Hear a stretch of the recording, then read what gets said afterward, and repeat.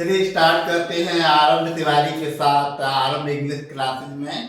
ये हमारा चौथा लेक्चर होने जा रहा है और यहाँ पर हम आपको नाउन बताएंगे। हमने बोला था 2 या 3 लेक्चर में नाउन होगा, बट आई थिंक ज़्यादा टाइम लग सकता है। 5 और 6 लेक्चर्स भी हो सकते हैं, क्योंकि हम बोर्ड के थ्रू तो बताते ही हैं, उसके अलावा बहुत सारी चीज़ें अपने आप से भी बताते हैं, तो उनको भी आप नोटिस करिएगा जिन चीज़ों को हम अपने आप से बताते हैं। क्योंकि किताबों में तो इतना सारा लिखा पड़ा है, इतना सारा लिखा हुआ है कि वो बताया नहीं जा सकता है, इम्पॉसिबल है। तो ट्राई करेंगे आपको बताने की, और आप सुनने का ट्राई करिए, तो ये कंफर्म है कि सीख जाएंगे आप। चलिए देखते हैं नाउन को। वैसे हम बता चुके नाउन के बारे में कि noun is the name of a person, a place और अ थिंग। या फिर सिंपल वर्ड्स में कह सकते हैं, सिंपल वर्ड्स में कह सकते हैं कि नेम इज अ नाउन, या फिर नाउन इज अ नेम। नाम ही संज्ञा है, या संज्ञा एक नाम है। इस तरह से जो छोटे बच्चे हैं उनको याद नहीं होता, वो याद कर सकते हैं। देखिए ये हम ट्रांसलेशन के हिसाब से आपको पढ़ा रहे हैं, लेकिन ये बैच मोस्ट इम्पॉर्टेंट है, ना केवल एसएससी बैंक के लिए, बल्कि जो 9 से 12 तक स्टूडेंट्स हैं उनके लिए। अगर आप ग्रामर बहुत अच्छे से सीखना चाहते हैं तो बने रहिएगा आरंभ इंग्लिश क्लासेस में। चलिए स्टार्ट करते हैं, आगे बढ़ाते हैं session. Use of proper noun देखेंगे। देखिए यहाँ नोट में मैंने दिया an attempt of understanding noun through examples. Examples के द्वारा नाउन को समझने का हमारा ये प्रयास है। चलिए देखते हैं। India is the country of villages. Bharat एक गांव का देश है। तो यहाँ देखिए इंडिया नाउन है, मीन्स प्रॉपर नाउन है। The Chinese have attacked us. Chinese एक भाषा का नाम है, दा लगा दिया, तो द चाइनीज का मतलब है चीनी लोगों से। तो कहने का मतलब ये है कि भाषा के नाम के पहले अगर दा लगा देते हैं तो वहाँ के लोगों से मतलब निकलता है, याद रखिए। जहाँ प्रॉपर नाउन के पहले दा लगना है उनको आपको याद रखना बहुत ज़्यादा जरूरी है। वैसे आगे आर्टिकल तो बताएंगे, बट यहाँ से अगर आप याद रखेंगे, because all the topics are interconnected with one another. सारे टॉपिक्स एक दूसरे से जुड़े हुए हैं, इसलिए किसी भी टॉपिक को हम छोड़ नहीं सकते हैं, इसलिए आप यहीं पर याद रखिए। आगे बढ़ते हैं। The Chinese have attacked us. चीनी वासियों ने हम पर आक्रमण कर दिया है। The Bengali speak English. Bengal के लोग बंगाली लैंग्वेज बोलते हैं। तो आप देखें बंगाली के पहले दा लगा दिया तो बंगाली लोगों से मतलब है, और दा नहीं लगाया तो बंगाली लैंग्वेज से मतलब है, भाषा से। आगे बढ़ते हैं। द सैलोनीज मतलब लंका के लोग, the Ceylonese are Buddhist. Lanka के लोग बुद्ध को मानने वाले हैं या बुद्ध के अनुयायी हैं। इसको इस तरह से भी बना सकते हैं, the Ceylonese are followers of Buddhism. Ceylonese Buddhism के अनुयायी है, मतलब बुद्ध लोगों को मानने वाले हैं, बुद्ध के अनुयायी है। तो यहाँ देखिए सैलोनीज मतलब लंका के लोग और बुद्धिज्म, ये दोनों क्या हो गया, प्रॉपर नाउन हो गया। तो जो मैंने अंडरलाइन किया है वो प्रॉपर नाउन है। प्रॉपर नाउन के बारे में बता चुके हैं। Proper noun is the name of a specific person, a specific thing और अ स्पेसिफिक प्लेस। आगे बढ़ते हैं। आगे दिया है द इजिप्शियंस नो फ्रेंच। मिस्र के लोग फ्रांसीसी भाषा बोलते हैं। आगे देखें। New Delhi is the capital of India. नई दिल्ली भारत की राजधानी है। तो न्यू दिल्ली और इंडिया ये क्या हो गया, ये प्रॉपर नाउन हो गया। ऊपर द इजिप्शियंस और फ्रेंच क्या हो गया, ये भी प्रॉपर नाउन है। The Brahmins worship the Ganga. Ganga GNGA ऐसे भी लिख सकते हैं और GNGS ऐसे भी लिख सकते हैं। ब्राह्मण लोग माँ गंगा की पूजा करते हैं। तो आप देखें द ब्राह्मण्स ये भी प्रॉपर नाउन है, और गंगा ये भी प्रॉपर नाउन। ये नदी का नाम है, इसलिए द गंगा कहना पड़ेगा, क्योंकि जितनी भी नदियों के नाम होते हैं उनके पहले दा लगाने का नियम है, तो हमें दा लगाना ही पड़ेगा। आगे बढ़ते हैं। Bombay is a smaller city than Calcutta. Bombay Calcutta के बजाय एक अत्यधिक छोटा शहर है। यहाँ कंपैरेटिव डिग्री का यूज हुआ है। आगे बताया जाएगा कि एडजेक्टिव की 3 डिग्री होती है, पॉजिटिव डिग्री, कंपैरेटिव डिग्री और सुपरलेटिव डिग्री। जैसे small, smaller, smallest, tall, taller, tallest, beautiful, more beautiful, the most beautiful, handsome, more handsome, the most handsome. इस तरह से आगे बहुत सारी आपको डिग्री बताई जाएगी। आगे बढ़ते हैं। The united nations is an international organisation. लिखा है यूनाइटेड नेशंस, जो यूनाइटेड नेशंस एक अंतरराष्ट्रीय संस्था है।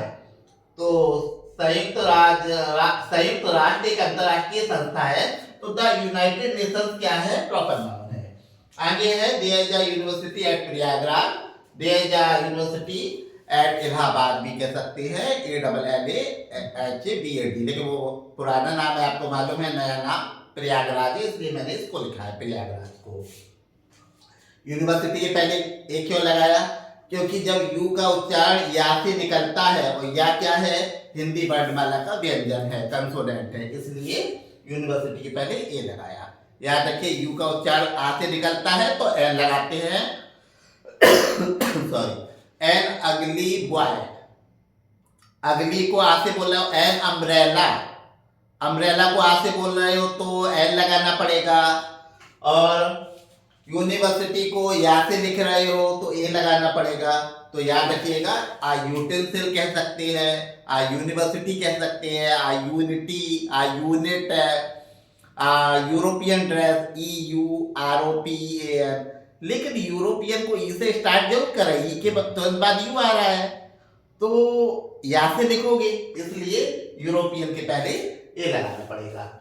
आगे बढ़ते हैं, स्पेसिफिक नोट देखते हैं।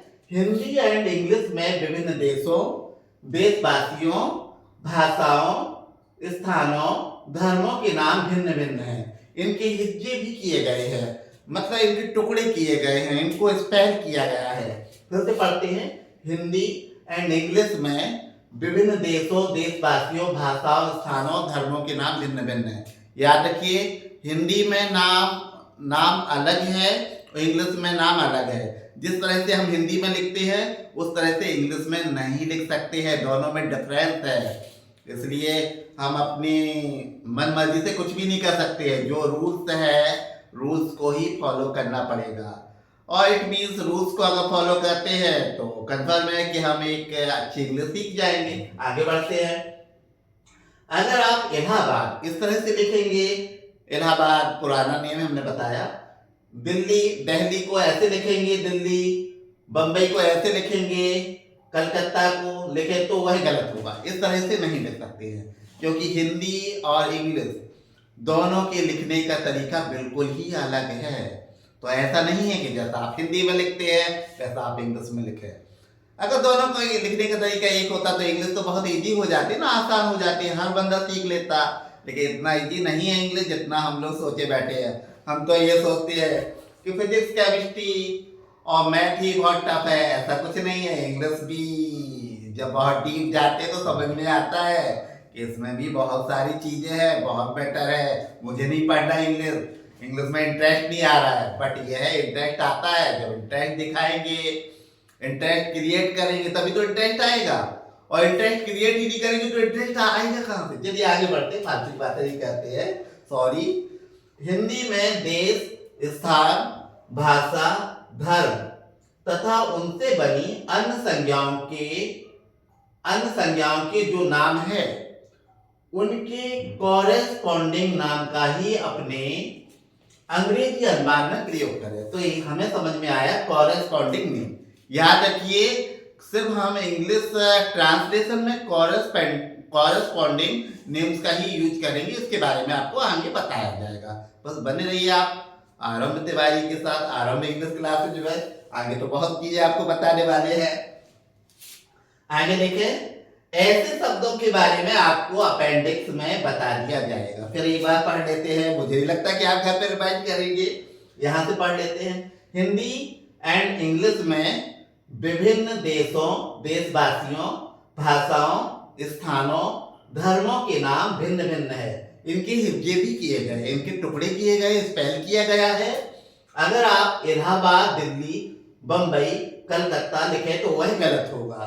सेकंड नंबर में हिंदी में देश, स्थान, भाषा, धर्म तथा उनसे बनी अन्य संज्ञाओं, संज्ञा मतलब नाम के जो नाम है उनके कॉरेस्पॉन्डिंग नाम का ही अपने अंग्रेजी अनुवाद में प्रयोग करें। याद रखें, हम इंग्लिश ट्रांसलेशन में यूज करेंगे सिर्फ कॉरेस्पॉन्डिंग नेम, जो हमारी कॉलोquial लैंग्वेज में मीन्स बोलचाल भाषा में हम लोग यूज करते हैं कॉरेस्पॉन्डिंग नेम्स, आगे आपको बताएंगे। आगे देखिए, ऐसे शब्दों के बारे में आपको अपेंडिक्स में बता दिया जाएगा। एक्सरसाइज लेंगे हम लेक्चर 5 में, प्रॉपर नाउन की एक्सरसाइज देखेंगे। यहाँ ध्यान दीजिए, यहाँ पर हम लोग एजआरएम का यूज भी देख रहे हैं। एजआरएम का यूज प्रेजेंट सिंपल में किया जाता है, तो प्रेजेंट सिंपल और प्रेजेंट डेफिनिट दोनों में डिफरेंस है। प्रेजेंट डेफिनिट याद रखिए क्रिया के अंत में ता है, ती है, ते है आता है, और क्रिया के अंत में आएगा ता है, ती है, ते है, तभी वो प्रेजेंट डेफिनिट है। और प्रेजेंट सिंपल होगा वो क्रिया के अंत में नहीं आएगा ता है, ती है, ते है, बल्कि एडजेक्टिव के अंत में आएगा। जैसे कबूतर सफेद होता है, चीनी मीठी होती है, कौवा काला होता है, काला होता है, काला के बाद आ रहा है, काला क्या है, एडजेक्टिव है। नींबू खट्टा होता है, खट्टा के बाद आ रहा है, तो नींबू खट्टा होता है, कबूतर सफेद होता है, कौवा काला होता है, चीनी मीठी होती है, ये क्या है, सिंपल प्रेजेंट है। लेकिन प्रेजेंट डेफिनिट में क्या होगा, यदि किसी क्रिया के अंत में ता है, ती है, ते है आदि शब्द आते हैं तो ऐसे वाक्यों को प्रेजेंट डेफिनिट के अंतर्गत रखा जाएगा। याद रखिए, और टॉपिक्स आर इंटरलिंक्ड, हम किसी भी टॉपिक को छोड़ नहीं सकते, इसलिए बीच बीच में ये सारी चीजें बतानी पड़ती है।